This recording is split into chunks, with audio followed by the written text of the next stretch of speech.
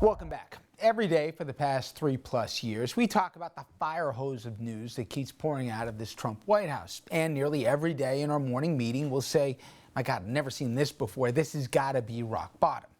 Well, got bad news for you. It's probably not. My next guest, he agrees. In fact, he penned a piece in the Washington Post that's called "The One Constant in Trump's Presidency Tomorrow Will Be Worse." I want to bring in the writer, op-ed columnist Dana Milbank. And Dana, to prove your point, the next day you had to write about a rose garden ceremony that is beyond description. It was so bad that I was watching it on Fox News. Brett Baer afterwards said, "I've never seen that out of a rose garden before." Even he deemed it inappropriate. But you also write in your piece, and I run into this in my personal life, so many people that suffer fatigue and they'll just turn it off, or they'll say, "I just don't want to hear about it anymore." I think that's understandable, but you argue it's dangerous. Yeah, sure. I mean, I would love nothing more than to stop paying attention to this, go to the beach and pretend none of this is happening at all. But look, there's now 185 days left of the first term of Donald Trump's presidency. That's a lot of time, if we consider that each day seems to be worse than the previous one. And not to mention if there could possibly be another 4 years of this. So I think there is a tendency to develop a sense of fatigue, the sense that, there's nothing that can happen now that really wouldn't surprise us. It may be shocking, but it's not surprising. So, yeah, I've had readers say, "Hey, why don't you, write about something else? Let's give it a rest on Trump." But I think that if we're not chronicling what's going on in this time, we come to accept it all as normal, and then it is normal, and then it doesn't change. Well, to that end, I speak for myself, but for the first couple of years, I was more upset not about what he did, but there was such an audience for it, and that there were so many people that abetted it with elected positions attached to their name. The last year, and God knows I've been wrong before, but I don't get what audience, when he's retweeting white power or Nazi symbols, or he's fighting to, protect the Confederate flag, even when NASCAR in the state of Mississippi aren't, when he's posing with Goya bean cans with nearly 40,000 dead Americans.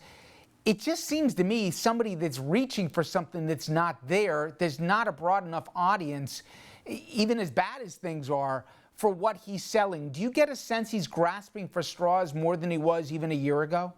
Yeah, Richard, I think if we're looking for, what's behind this, what's the impetus, what's the strategy, we're probably going to come up empty. It's probably just whatever is popping into his head at the moment. You see a tiny bit more distancing sort of week by week coming from the Republicans in the Congress. But in many ways, they seem to feel stuck. They don't feel like this is a winning strategy, but they know that to cross the president would still be suicide. They'd be struck down within moments simply by a presidential tweet. So I think that's why they're still sticking with it, even though it doesn't really amount to a strategy. You do see this sort of flailing. Okay, maybe if the president replaces his campaign manager, that will change everything. But of course, the problem isn't the campaign manager, but the principal. So it does seem to be flailing. It does seem to be whatever is popping into his head at the moment. I spent the better part of this hour on just hearing from parents and from teachers, and all flailing for the most non-coherent policy when it comes to putting their kids back in schools, and the government almost working against the national interest for some kind of plan or assigning of resources. You got at the end of this month people who don't know how they're going to pay their bills, potentially, with unemployment insurance running out, eviction protection, the whole host of minimal safety nets that now tens of millions of Americans rely on. To that end, I used to think it was a little hyperbole saying, he's not going to go quietly if he loses, or he'll attempt to negate the entire election. But tell me somebody in Washington is working on that real possibility that in November he just decides not to accept the outcome, and then we're in a place we couldn't even imagine. Isn't that something that somebody better be planning for? Well, of course, it's not some abstract hypothetical because Trump said before the last election, we'll see whether he accepts the results or not. He liked the results, so he accepted them. I don't think there's much question but to whether if he does not win, that he will question. I don't know if challenge is the right word for it, but he'll state that he doesn't accept it. Where do we go from there?